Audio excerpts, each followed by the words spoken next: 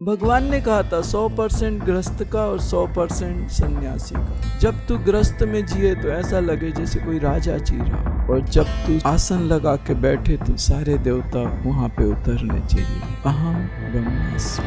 राज ऋषि शक्तियों का काम यह है कि आपके जो कार्य बचे हुए हैं, जिसके लिए आपने जन्म लिया है या जिसके कारण आप परमात्मा तक नहीं पहुंच पा रहे, वो जो यात्रा है उसमें शक्ति अनिवार्य है, क्योंकि उसमें कुछ रुकावटें आएंगी, बहुत रुकावटें आएंगी। वो कैसे आप पूरी करो? उसके लिए हमें जागरूक करना है कि हम उन परिस्थितियों को सामना कर पाए। जब आप समर्पण कर देते हो तब आप अपने सुख और दुख को भूल जाते हो। उस समय आपको अपना एक गुरु ही दिखता है या भगवान ही दिखता है। उस समय जो कुछ भी मिला उसको मालिक का प्रसाद समझ के सिर पे रख के आप स्वीकार कर लेते।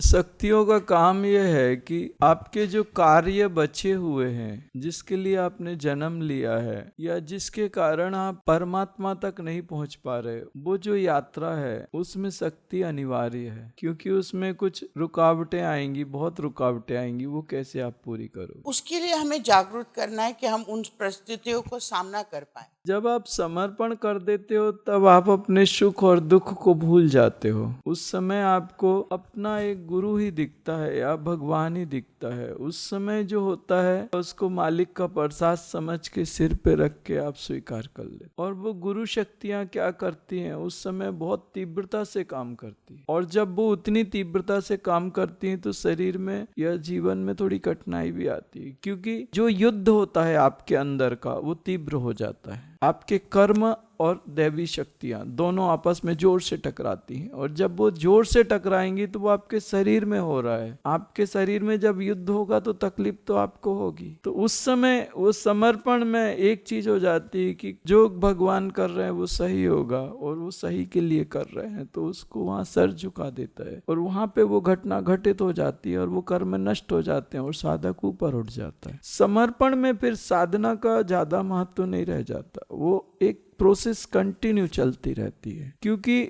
साधक अपने जो सीनियर्स है उनके साथ हमेशा मन में उनकी मनन करता रहता है। जो लगातार मनन करे वो मुनि, जो जप करे वो ऋषि। तो समर्पण में क्या है, वो मनन हो जाता है, वो मुनि हो जाता है, अपने गुरु का लगातार मनन करता है। अभी जो मैं जब बता रहा हूँ वो ऋषि का काम है, वो ऋषि परंपरा है, लेकिन आप जब किसी का लगातार ध्यान करते हो तो मनन हो जाता है। क्योंकि गुरु जी जो ज्ञान आप दे रहे हैं ये तो विशाल है, इसका कोई अंत नहीं है। अब हम लोग थोड़े सीनियर सिटीजन हो गए हैं, इतना ज्ञान इस जन्म में लेना थोड़ा मुश्किल है, ओवरफ्लो हो जाएगा।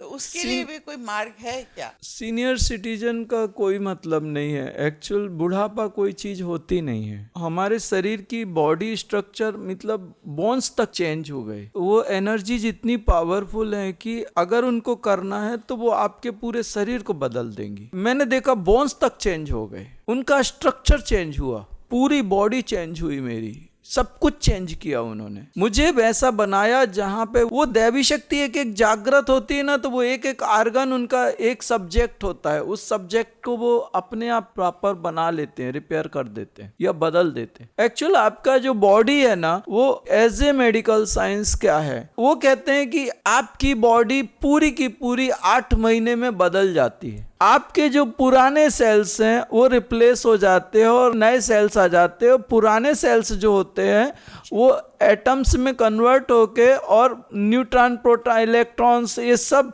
और श्वास से बाहर निकल जाते हैं। मतलब हर 2 या 2.5 महीने में आपका एक आर्गन बदल जाता है और उसमें नए सेल्स आ जाते हैं, वो आर्गन पूरा नया बन जाता है। और वो प्रोसेस एक साथ नहीं होती कि एक साथ लीवर आज पूरा बदल गया, उतने सेल्स वो रिप्लेस होते जाते हैं और धीरे धीरे पूरे लीवर के सेल्स बदल जाते हैं। आप कहते हो कि आप ओल्ड हो गए, तो कहाँ से ओल्ड हो गए? आपके अंदर जो सेल्स हैं वो तो रिप्लेस हो रहे हैं। बेसिकली मेंटली स्ट्रांग है लेकिन फिजिकली कमजोर हो गए। नहीं, मेंटली कमजोर हो गए हो, फिजिकली स्ट्रांग हो जाओगे। मैं आपको सुधारता हूँ। आपको लगता है कि आप ओल्ड हो गए हो, ये आप मेंटली वीक हो। इसके कारण जो मन की एनर्जी प्राणों से होती हुई शरीर पे आ रही है। आप देखो हेमा मालिनी की एज, रेखा को देखो, वो क्यों बुढ़ापा नहीं आता उनको, आज अपनी लड़कियों से ज्यादा सुंदर है। तो आप इसको क्या कहोगे? फिर ये अपवाद है ना, आप जो बोल रहे हो उसका अपवाद है ना। अगर ये सत्य होता तो फिर सारे बूढ़े होते थे। आपके शरीर का एक एक स्ट्रक्चर चेंज हो सकता है। Everything is possible. ये कुंडलिनी मार्ग है और अभी तो तुम शुरुआत हुई है। अभी तो मैं तुम्हें तैयार कर रहा हूं चलने के लिए। जब तुम चलोगे और थोड़े आगे जाओगे और तुम्हें जो अनुभव होगा अपने शरीर में, तुम मेरी इस बात को स्वीकार कर लोगे कि ये शरीर बदल सकता है। एक हमारे डॉक्टर हैं गोवा के, वो हमारे साधक भी हैं, कुछ लगभग 60 के आसपास उनकी एज है और उनके टोटल ऑर्गन फेलियर हो चुके थे। ब्लड प्रेशर, डायबिटीज सब था। टोटल ऑर्गन फेलियर एक डॉक्टर समझ सकता है। तो हमारे गोवा के एक डॉक्टर हैं, टोटल ऑर्गन फेल हो चुके, कंप्लीट। हार्ट, शुगर, स्टेरॉइड चालू किया मणिपाल में। जब वो क्योर हुई तो मणिपाल के डॉक्टरों ने और पूरी डॉक्टर्स ग्रुप ने पूछा था हो कैसे गई तू ठीक। Total organ failure plus diabetes plus heart, major problem थी। 3rd और 4th स्टेज के कैंसर का पेशेंट क्योर हुआ है, वो आपके साथ में बैठा है यहाँ पे। और ऐसे भी केसेस हैं जो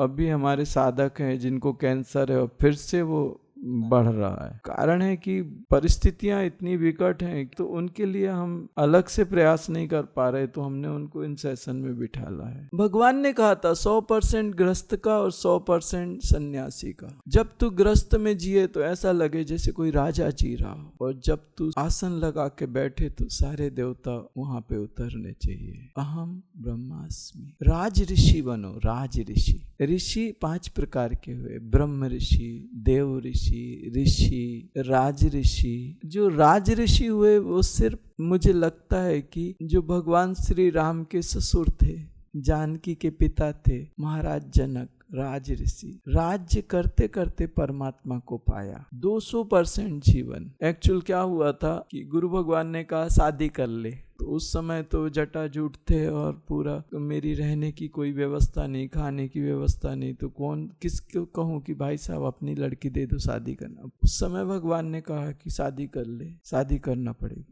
अब भगवान के सामने क्या बोलूं? गुरु भगवान के सामने बोलने की हिम्मत नहीं। देवता ने बोला होता तो बोलता था तेरी लड़की हो तो ला, करता हूँ। गुरु भगवान के सामने सर नीचे। दूसरी बार जब शरीर से मिले, बोला ना शादी करना पड़ेगी, पूरा नहीं होगा जब तक शादी नहीं करेगा, समझता नहीं क्या? कैसे बोले भगवान, लड़की कहाँ से लाऊं? शादी के लिए लड़की तो जरूरी है परमात्मा, बिना लड़की के शादी कैसे होगी? और किससे बोलूं कि लड़की दे दो? तीसरी बार बोला ना शादी करनी पड़ेगी, बिना शादी के नहीं होगा पूरा। तू जोर से चिल्लाया। मैंने कहा यार मामला बिगड़ रहा है। तब फिर बाद में वापस आके गहरे ध्यान में गया और गुरु भगवान को मैसेज भेजे, भगवान बच्चों की शादी तो बड़े ही करते हैं। मैं भी बहुत सियाना था, आपको लगता होगा माँ बाप ही करते हैं ना। बड़ी मुसीबत, बहुत तकलीफ वाली बात हो गई। गहरे ध्यान में जाके मैसेज भेजा, भगवान मुझसे नहीं हो, आप सब सेट करके दे दो, आप सब व्यवस्था करके दे दो, मैं कर लूंगा। भगवान ने एक रख दी, बोले ठीक है। मैंने मालिक से पूछा, ध्यान रखना परमात्मा, मेरी स्थिति क्या है और इसकी स्थिति क्या है? कहीं ऐसा ना हो एक टायर ट्रक का है और दूसरा साइकिल का है, गाड़ी चलेगी कैसे? तो ये मुझे समझे तो गुरु भगवान है हूँ, मतलब सामने वाला कोई हल्का नहीं है, समझ रहे ना? आप बोलते नहीं, वो आप गारंटी देते हो ना, बाद में कुछ हुआ तो जवाबदार आप होगे। आप बोल रहे हो, आप करवा रहे हो, इसलिए जवाबदार। मैं समझ गया मामला बहुत सॉलिड है, गुरु भगवान ऐसे किसी की गारंटी नहीं लेते। मैंने कहा कर ले। सूरत शकल आप ज्यादा देखोगे तो बहुत मुसीबत आ जाएगी, सीरत भी होनी चाहिए। और वो जो डिसीजन हुआ बेहतरीन था। 14-15 साल, 15वां साल कुछ चल रहा है, वो प्यार लगातार बढ़ता जा रहा है। इतनी डिवाइन है वो, इतनी बेस्ट है ना। और भगवती स्वयं दर्शन देती है, भगवान स्वयं बात करते हैं उनसे, बेस्ट। और आपको पता ही नहीं चलेगा वो इतनी पावरफुल है। मैं आपको कहूँ कि मेरे से ज्यादा प्यार उसको मिलता है। मेरे को इतने प्रेम से बात नहीं करते जितने उससे करते। कभी कभी थोड़ी जलन होती है जैसे, तो समर्पण इतना होना चाहिए कि उन्होंने बोल दिया तो चलो, मालिक है वो, मालिक जब देगा तो बेहतरीन ही देगा।